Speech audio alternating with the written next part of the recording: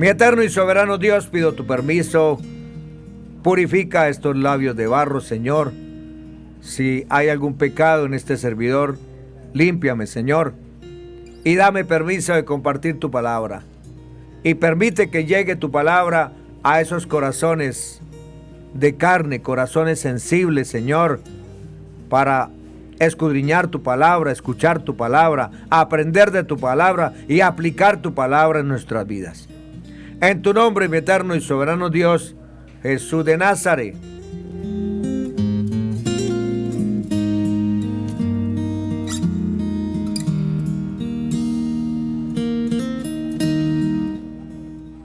La soberanía del Señor Jesús, una doctrina difícil de aceptar. Definición de soberano, según el diccionario: que se gobierna a sí mismo sin estar sometido políticamente a otro. Y otra definición: que tiene el máximo poder o autoridad sobre algo. Estimados oyentes, donde me estén escuchando, ninguna doctrina es más despreciada, ninguna doctrina es más perseguida por Satanás y por la mente natural del ser humano. No quieren aceptar que el Señor Jesús, nuestro eterno y soberano gran Dios, sea absolutamente soberano. El orgullo humano odia la sugerencia de que el Señor Jesús lo ordena todo, gobierna todo, predomina sobre todo. Satanás y la mente carnal de los seres humanos arden de enemistad en contra del Señor. Aborrecen la enseñanza bíblica de que nada ocurre sino lo que sea según sus decretos eternos.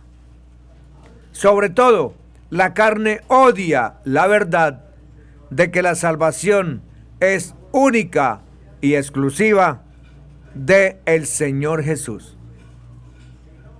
El Señor ha escogido quién ha de ser, el Señor ha escogido quién ha de salvarse, y su elección es decidida desde antes de la fundación del mundo. Por tanto, los creyentes no merecemos un mérito por la salvación. Y eso es precisamente lo que enseña la Escritura. Aún la fe es un regalo de gracia de Dios a sus elegidos. El Señor Jesús mismo lo dijo: ninguno puede venir a mí si no le fuere dado del Padre. Juan 6:65. Nadie conoce al Hijo sino el Padre, ni al Padre conoce alguno sino el Hijo, y aquel a quien el Hijo lo quiera revelar. Mateo 11:27. Ningún ser humano podrá decir que se salvó por sus propias fuerzas. Absolutamente nadie podrá jactarse. Efesios 2:8-9. La salvación es de nuestro Señor. Jonás 2:9. La doctrina de la elección divina, sin incurrir en la predestinación calvinista, es explícitamente enseñada a todo lo largo de la Escritura. Por ejemplo, en las epístolas del Nuevo Testamento solamente aprendemos que todos los creyentes son escogidos de Dios. Tito 1:1.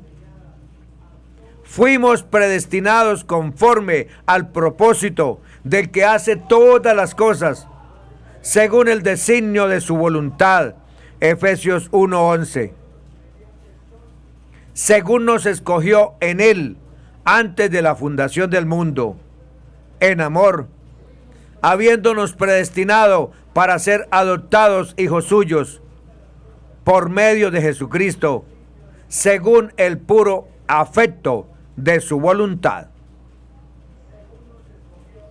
Los que conforme a su propósito son llamados, porque a los que antes conoció, también los predestinó para que fuesen hechos conformes a la imagen de su Hijo, para que Él sea el primogénito entre muchos hermanos. Y a los que predestinó, a estos también llamó. Y a los que llamó, a estos también justificó. Y a los que justificó, a estos también glorificó. Romanos 8, 28, 30. Cuando el apóstol Pedro escribió que fuimos elegidos según la presciencia de Dios, primera de Pedro 1, 2, no estaba usando la palabra presciencia en el sentido de que el Señor era consciente de antemano de quienes creerían y, por lo tanto, los escogió debido a que vio con anticipación su fe. No, señores, esto no fue así. Más bien, Pedro quiso decir que el Señor determinó conocerlos, determinó amarlos, determinó salvarlos desde antes de que el tiempo comenzase. Y Él los escogió sin considerar alguna cosa buena o mala que podríamos hacer. Miremos que esos versículos explícitamente manifiestan que la elección soberana de Dios es hecha según el puro afecto de su voluntad y conforme al propósito del que hace todas las cosas, según el designio de su voluntad, es decir, no por ninguna razón ajena a Él mismo. Él no escogió a ciertos pecadores, no, para salvarlos, no, por algo digno de alabanza en ellos, no, o porque Él previó que le escogerían. Él nos escogió solamente porque le complació hacerlo. El Señor anuncia lo por venir desde el principio. Mi consejo permanecerá y haré todo lo que quiero. Isaías 46:10. Él no está sujeto a las decisiones de los demás, nunca. Sus propósitos de escoger a algunos y rechazar a otros están escondidos en los consejos secretos de su voluntad. Santiago 4:12 dice: uno solo es el dador de la ley, que puede salvar y perder. Pero tú, ¿quién eres para que juzgues a otro? Además, todo lo que existe en el universo existe porque el Señor lo permitió, el Señor lo decretó y lo llamó a la existencia. Nuestro Dios está en los cielos, todo lo que quiso ha hecho. Salmo 115:3. Todo lo que el Señor quiere, lo hace.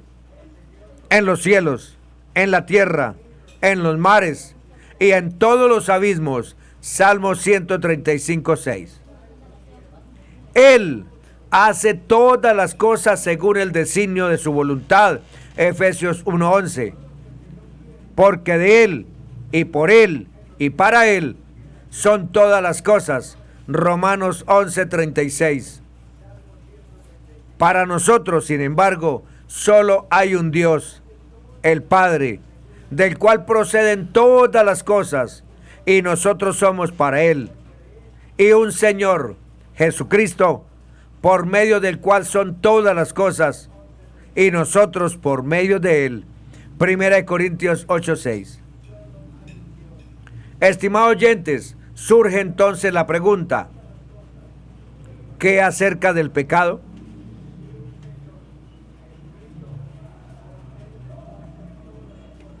El Señor no es autor de pecado.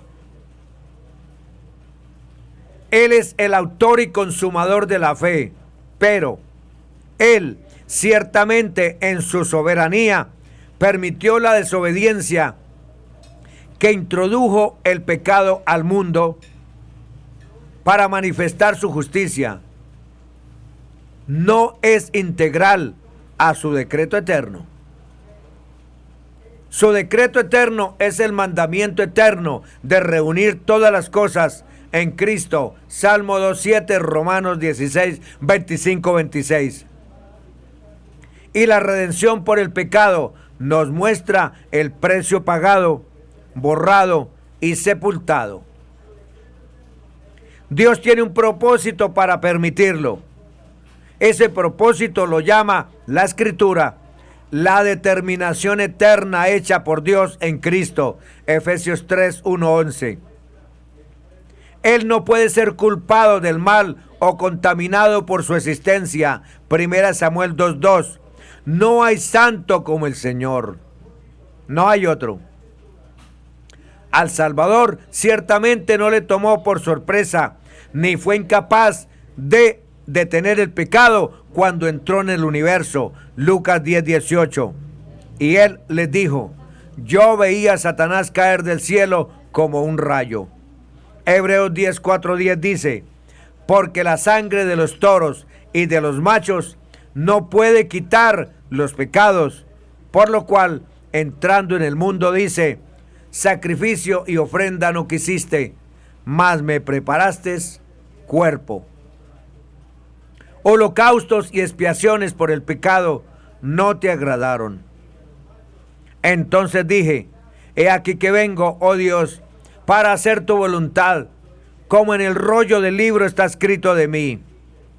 Diciendo primero: sacrificio y ofrenda y holocaustos y expiaciones por el pecado no quisiste, ni te agradaron, las cuales cosas se ofrecen según la ley. Y diciendo luego: he aquí que vengo, oh Dios, para hacer tu voluntad.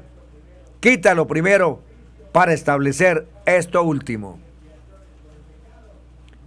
En esa voluntad somos santificados mediante la ofrenda del cuerpo del Señor Jesucristo, hecha una vez para siempre. Él permitió que el enemigo de nuestras almas le tentase, y fue a la cruz como cordero obediente para destruir al mal para siempre.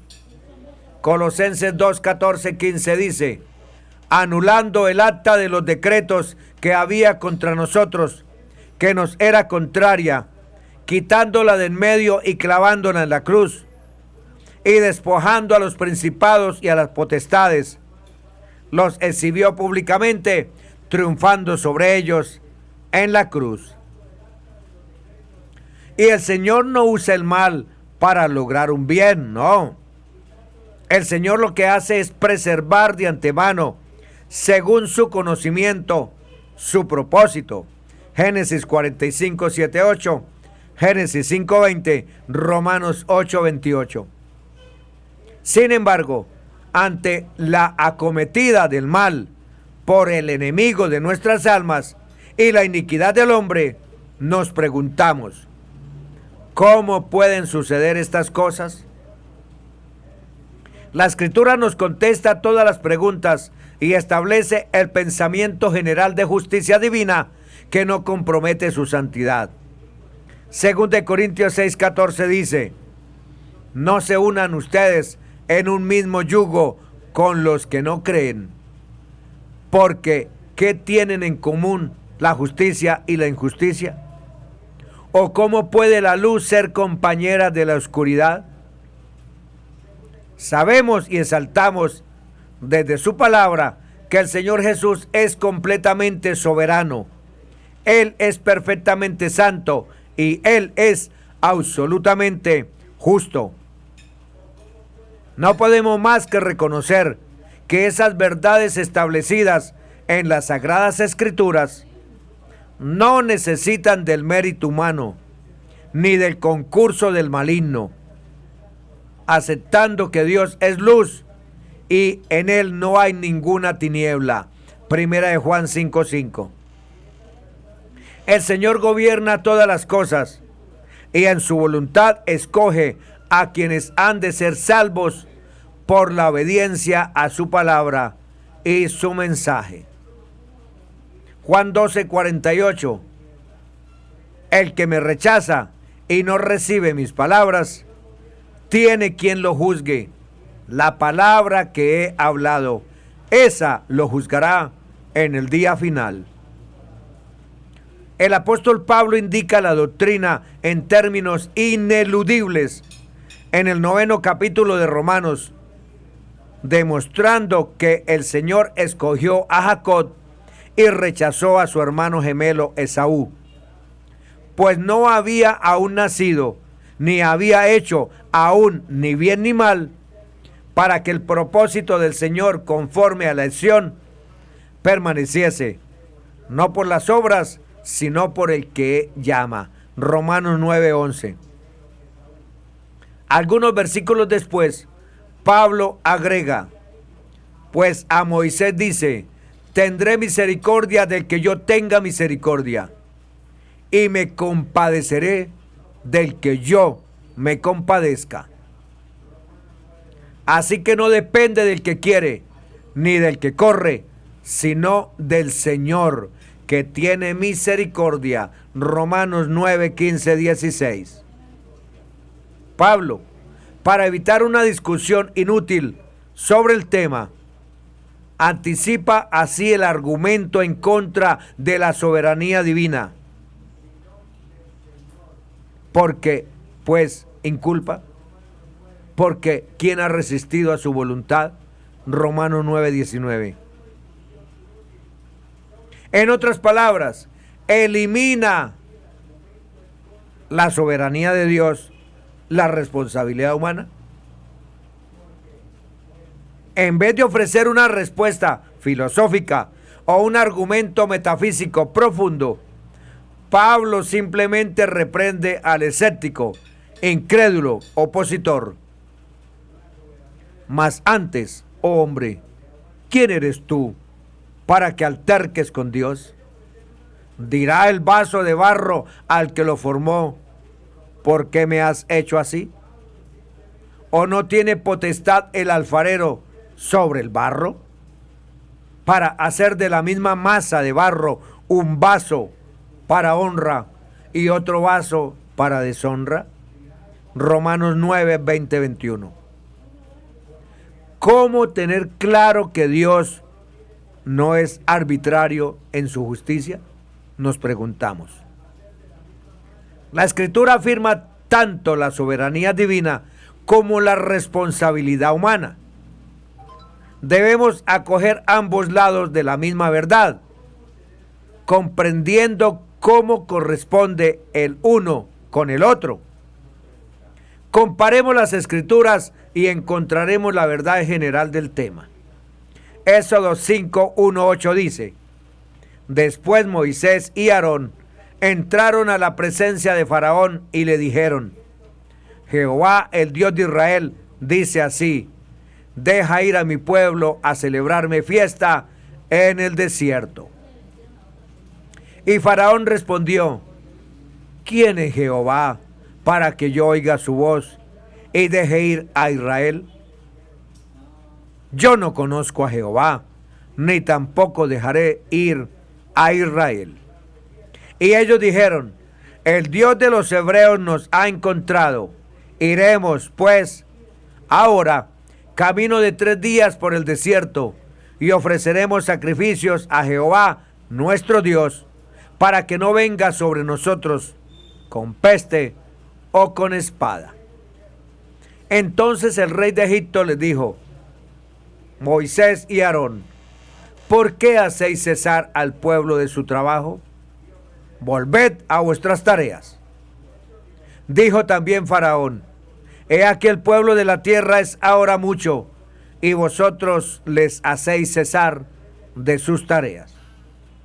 Y mandó Faraón aquel mismo día a los cuadrilleros del pueblo que lo tenían a su cargo y a sus capataces, diciéndoles: de aquí en adelante no daréis paja al pueblo para hacer ladrillo, como hasta ahora. Que vayan ellos y recojan por sí mismos la paja que necesiten. Y les impondréis la misma tarea de ladrillo que hacían antes. Y no les disminuiréis nada, porque están ociosos. Por eso levantan la voz diciendo: vamos y ofrezcamos sacrificios a nuestro Dios. Éxodo 9, 15, 17 dice: porque ahora yo extenderé mi mano para herirte a ti y a tu pueblo de plaga, y serás quitado de la tierra. Y a la verdad yo te he puesto para mostrar en ti mi poder, y para que mi nombre sea anunciado en toda la tierra. ¿Todavía te ensoberbeces contra mi pueblo para no dejarlos ir? Romanos 9, 17 dice: porque la Escritura dice a Faraón: para esto mismo te he levantado, para mostrar en ti mi poder, y para que mi nombre sea anunciado por toda la tierra. Las personas son responsables por lo que hacen con el mensaje de Dios, el Evangelio, o con cualquier trato de luz que ellos hayan recibido en un momento dado. Romanos 2, 19, 20.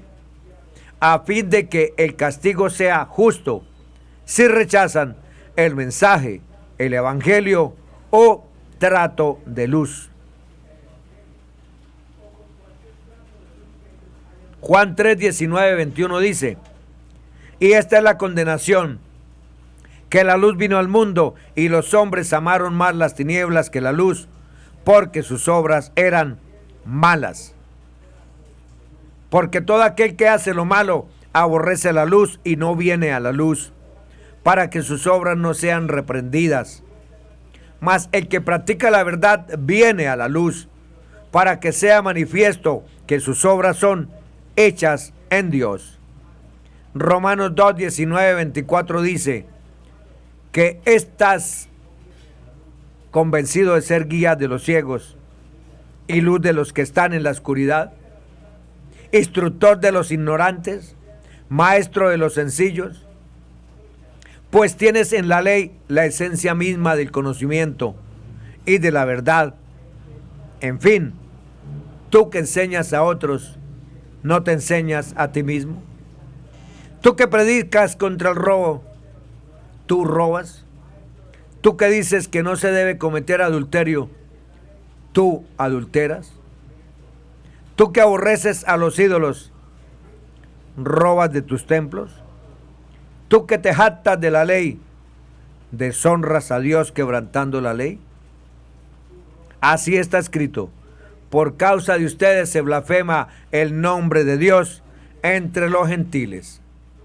1 Timoteo 2:22.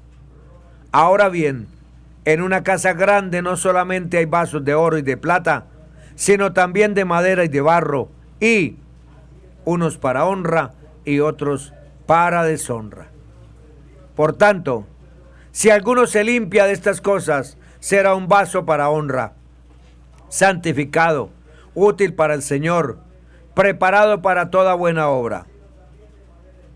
Aquellos que rechazan la oportunidad y el mensaje lo hacen voluntariamente, de tal modo que el Señor y Maestro lo describe claramente así: y ¿no queréis venir a mí para que tengáis vida?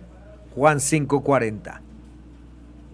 También dijo esto sobre los incrédulos: porque si no creéis que yo soy, en vuestros pecados moriréis. Juan 8:24. Un ejemplo sobre la soberanía divina y la responsabilidad humana es notorio cuando dijo: todo lo que el Padre me da vendrá a mí, y al que a mí viene no le echo fuera. Juan 6:37. Y esta es la voluntad del que me ha enviado, que todo aquel que ve al Hijo y cree en Él tenga vida eterna, y yo le resucitaré en el día postrero. Juan 6:40. De cierto os digo, el que cree en mí tiene vida eterna. Juan 6:47. Por eso os he dicho que ninguno puede venir a mí si no le fuere dado del Padre. Juan 6:65. Solo los necios, los tontos, los rebeldes, los simples, los contradictores y opositores, sin causa, siendo criaturas caídas y pecaminosas, como todos los seres humanos en tinieblas, imaginan tener una medida muy alta de la que es correcta, tratando de anular, desmentir y opacar la gloria de Dios, quien es infinito y eternamente santo. Preguntamos, ¿qué clase de orgullo es ese de un vaso frágil de barro? En el Salmo 50:21, el Señor dice: ¿pensabas que de cierto sería yo como tú? Pero el Señor no es como nosotros, ni a Él se le puede hacer cumplir medidas humanas. Porque mis pensamientos no son vuestros pensamientos, ni vuestros caminos mis caminos, dice el Señor. Como son más altos los cielos que la tierra, así son mis caminos más altos que vuestros caminos, y mis pensamientos más que vuestros pensamientos. Isaías 55:8-9. Nos salimos fuera de los límites de racionalidad o de entendimiento cuando concluimos que todo lo que el Señor hace es injusto. En Romanos 11:33-34, el apóstol escribe: oh, profundidad de las riquezas de la sabiduría y de la ciencia de Dios. Cuán insondables son sus juicios e inescrutables sus caminos. Porque, ¿quién entendió la mente del Señor? ¿O quién fue su consejero? Romanos 11:33-34. Atributos que manifiestan la soberanía de Dios. Atributos son aquellas características propias que competen a Dios, que se derivan de su propia esencia y que pueden conocerse y formularse claramente según las reglas de la analogía, es decir, modos libres de observar de Dios, entendiendo con esto aquellas propiedades del Señor de Dios que se nos manifiesta en la historia de la salvación. La soberanía de Dios está basada en los atributos que solo a Él lo caracterizan, que son la omnisciencia, que es la capacidad de Dios de conocer todas las cosas. Esta omnisciencia es perfecta, Job 37:16. Esta omnisciencia es inescrutable, Isaías 40:28. Su conocimiento no tiene comparación con nada creado, Isaías 55:9. Esta omnisciencia le permite examinar y escudriñar todo en su creación, Jeremías 7:10. Esta omnisciencia le permite conocer a su creación hasta en lo más mínimo, Salmo 139:1-4. La omnisciencia de Dios le da la capacidad de que no se le escapa nada a su conocimiento, Job 31:40, Job 24:23. La omnipotencia es el poder, la autoridad y el control soberano que ejerce Dios sobre el orden creado. Su poder todos lo pueden ver, Job 42:2, Romanos 1:19-20. Su poder no tiene límite, Lucas 1:37. Su poder es incomprensible para el hombre, Lucas 18:27. Nadie se puede interponer ante el poder de Dios, Job 42:2. Él dio a conocer su poder al hombre, Génesis 17:1. Su poder exige obediencia y honradez de parte del hombre, Génesis 17:1. Como podemos ver, nuestro Dios es soberano, no solamente por ser el creador de todas las cosas. Él es soberano porque en sí mismo, en su esencia, tiene los atributos que lo hacen ser lo que es: Dios Todopoderoso. De Él no se escapa nada, ya que todo lo sabe, todo lo conoce, no porque consulte el futuro, sino porque Él ha determinado todo según el afecto de su voluntad. Y esa capacidad, ese poderío, lo hace soberano de toda su creación, ya que es suya, la conoce y su plenitud cumple su propósito. Y su poder es ilimitado, que los reyes y autoridades del mundo tiemblan ante su poder. Lo que se propone lo hace, y no existe poder en la tierra que pueda debatir con él. El conocer estos atributos de nuestro Dios y soberano nos da consuelo, seguridad de que Él sabe lo que hace y por qué lo hace, ya que su conocimiento es perfecto y sabio, y sus juicios son justos. Todo lo que Él hace en su poder es para nuestro bien, estimado amigo oyente. Bendiciones para todos, en el nombre que es sobre todo nombre, Jesús de Nazaret.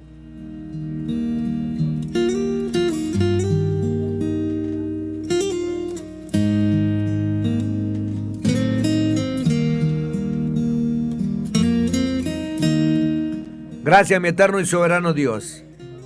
Te alabamos, te bendecimos, te glorificamos. Te reconocemos como el Alfa, como el Omega, como el principio y el fin de todas las cosas. Te reconocemos como el único que está sentado en su trono, desde donde gobiernas absolutamente todo el universo. Gracias, mi eterno y soberano Dios, Jesús de Nazaret.